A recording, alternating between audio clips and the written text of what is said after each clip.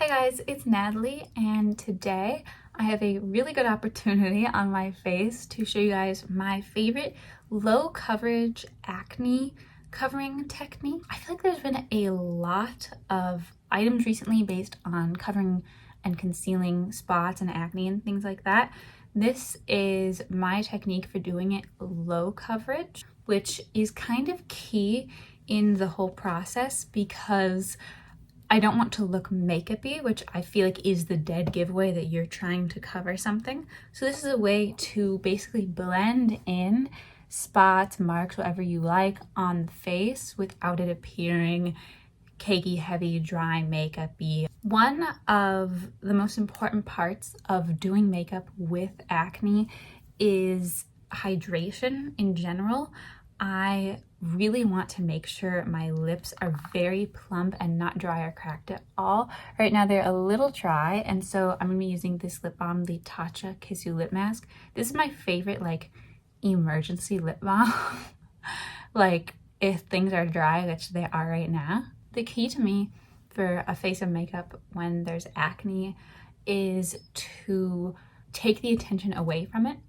So I'm not going to 100% camouflage this into my skin. It's not going to be like completely unnoticeable, but it's not going to be the first thing you notice because there's going to be something going on everywhere else. Now, I like to wear a lot of eye makeup, we know this.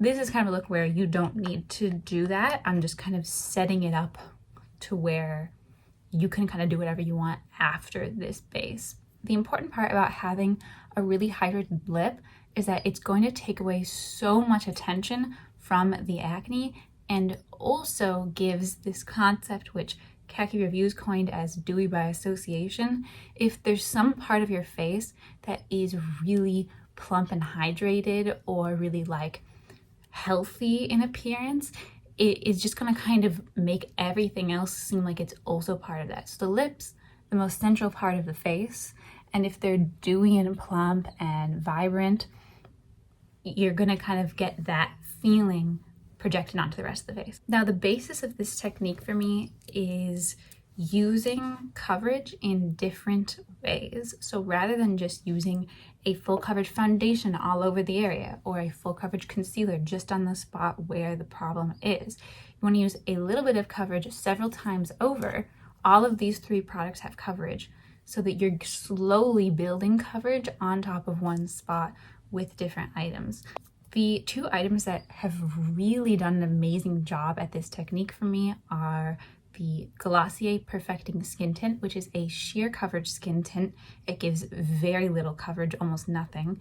And then my favorite concealer, which is the Balm Concealer. This one's in the shade Very Light 1, which is not my best match. The colors on these are kind of like not the best, but it'll be okay. This one's Very Light 2.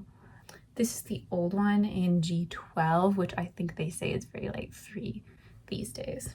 These Glossier products tend to be a little bit peach and a little bit yellow, so it's not going to be perfect, but that's kind of the point. You don't need that perfect match for this because there isn't full coverage happening. I like to start actually with the Perfecting Skin Tint.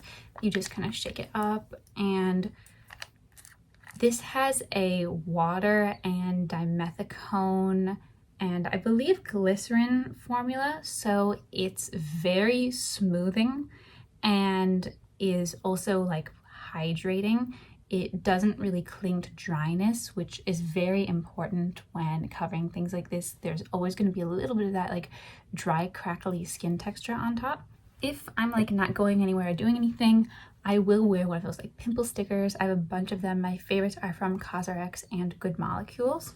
But I feel like going out wearing the pimple sticker is not really an option because you can see it collecting moisture from the skin, which is just kind of gross. And I know some people do it, but I guess if you're gonna wear them out, you can wear the ones that are opaque.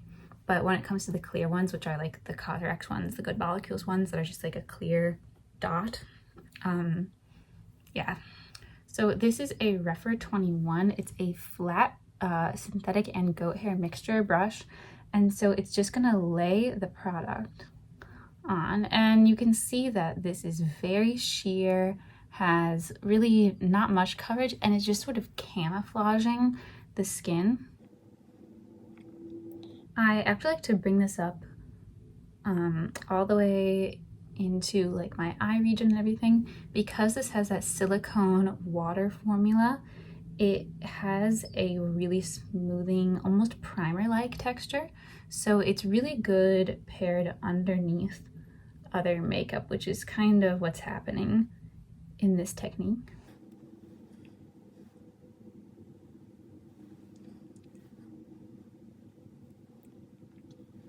Already just putting this all over has really calmed down that appearance without really adding any sort of color to the skin. Like, you can't really tell where it begins and ends.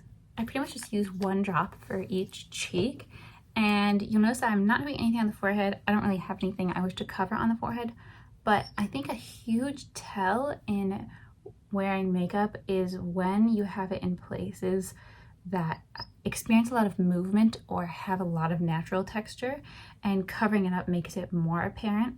So I pretty much never put any makeup on my nose or on my forehead because the movement of the skin in the forehead really gathers the makeup, and especially my forehead skin is quite textured, so there can be a lot of just sort of bumpiness and it becomes more apparent, rather than this way of doing, which is about concealing in a way that just takes the attention away from it.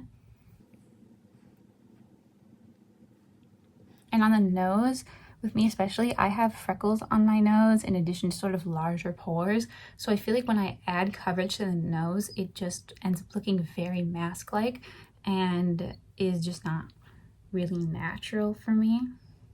I like more dramatic eye makeup or lip makeup, or even like a cheek and a strong highlighter, than actual full coverage. I really don't like the sensation of like foundation on the face, and that's why I like this method, because it keeps everything super thin. Like, I can't even feel that I'm wearing this right now. It just really feels like I have moisturizer on.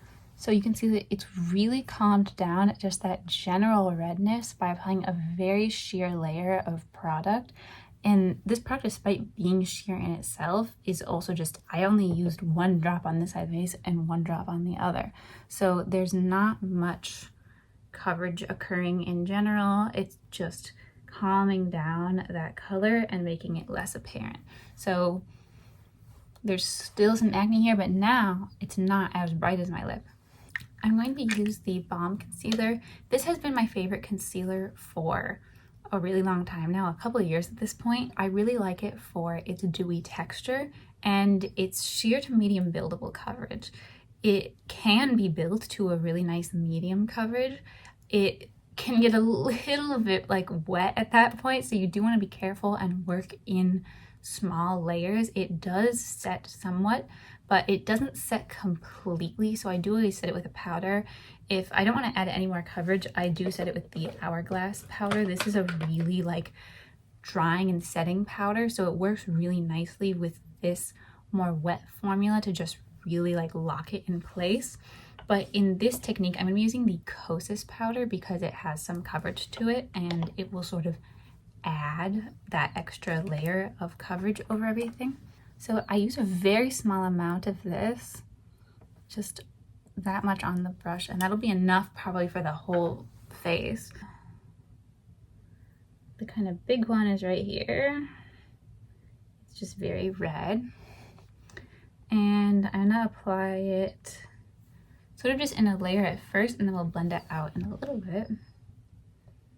Just kind of a small one here, and here, and the medium one here.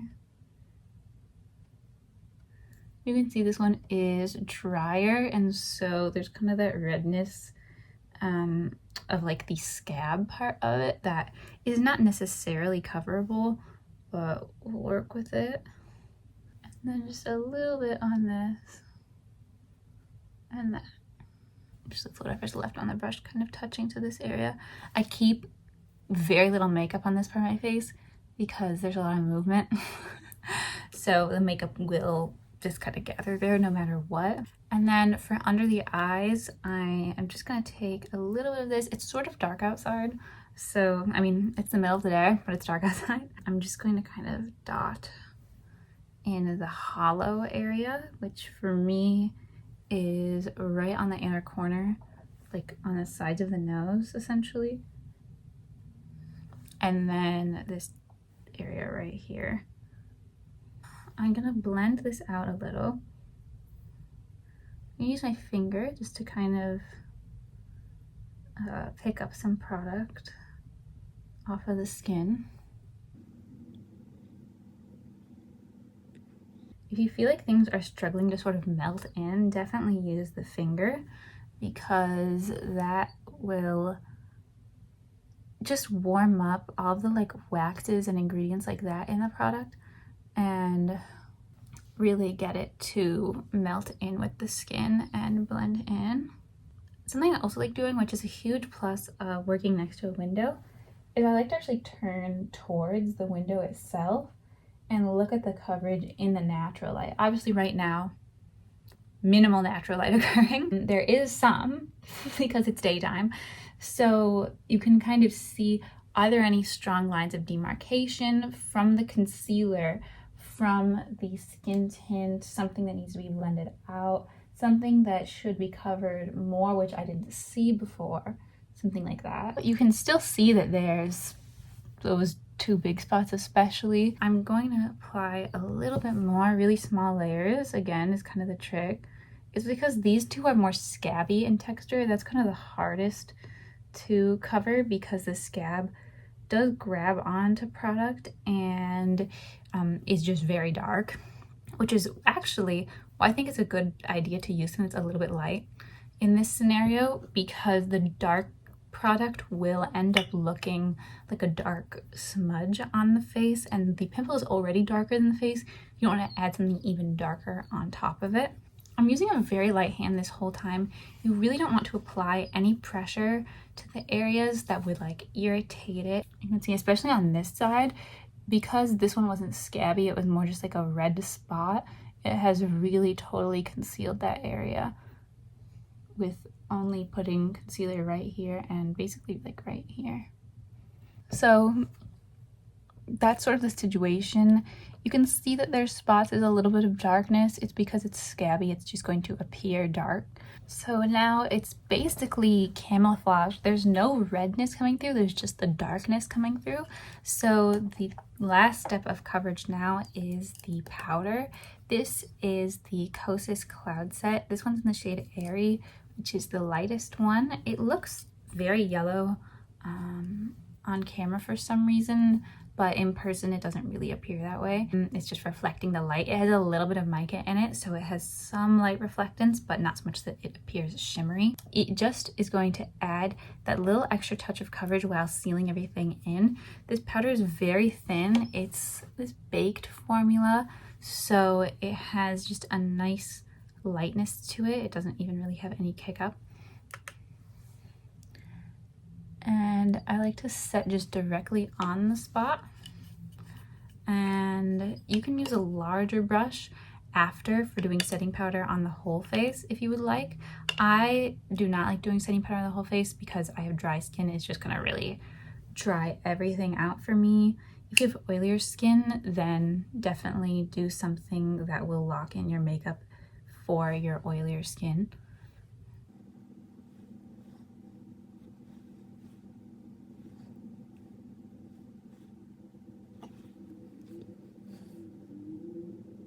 Mattifying something does by default make it appear a little bit darker because it doesn't have any reflectance from the dewiness anymore. But that's why it's nice to use a little bit of a brightening powder for this, because it will just really blend everything together. And you don't want to use something with too much pigment. I wouldn't use a powder foundation for this. I definitely would use just like a tinted setting powder or just a sort of mild setting powder. Like, you know, there's lots of setting powders which say they're translucent, but then also have like a medium and deep option. So like the first one that's translucent is not translucent, it's like sort of brightening. So that's the kind of product you would use for this. You can see how you can still kind of see the darkness of where that spot is there and a little bit there, but generally it's camouflaged in with the skin. It could be anything. It's not really a strong texture. It's not a strong color, and you can apply blush, whatever, and it will even blend it in more to the skin because maybe it's just a freckle and it doesn't even really show up. So that's kind of the idea behind it, is that there's just a little bit of camouflaging happening, and there's enough other imperfections left on the skin to where it just kind of mellows everything out. Like, I don't put any makeup here, even though I have like maybe a couple like microscopic type spots here. It just helps to blend everything together because now the pimple is the same sort of color and noticeability as these other little spots, so it just ends up blending it together. So yeah, I hope that this was helpful, and this is just kind of how I do my base every day right now, and just kind of like when I have a little acne going on. This is hormonal acne, so it really only happens once a month for me. It's just sort of the technique I use all the time, even if there's nothing going on. It's like, that's how I do my under eyes. It's how I kind of, the theory in which I use to apply makeup on my whole face. So yeah, I hope this was helpful, and let me know what you think about it. I'll see you guys next time.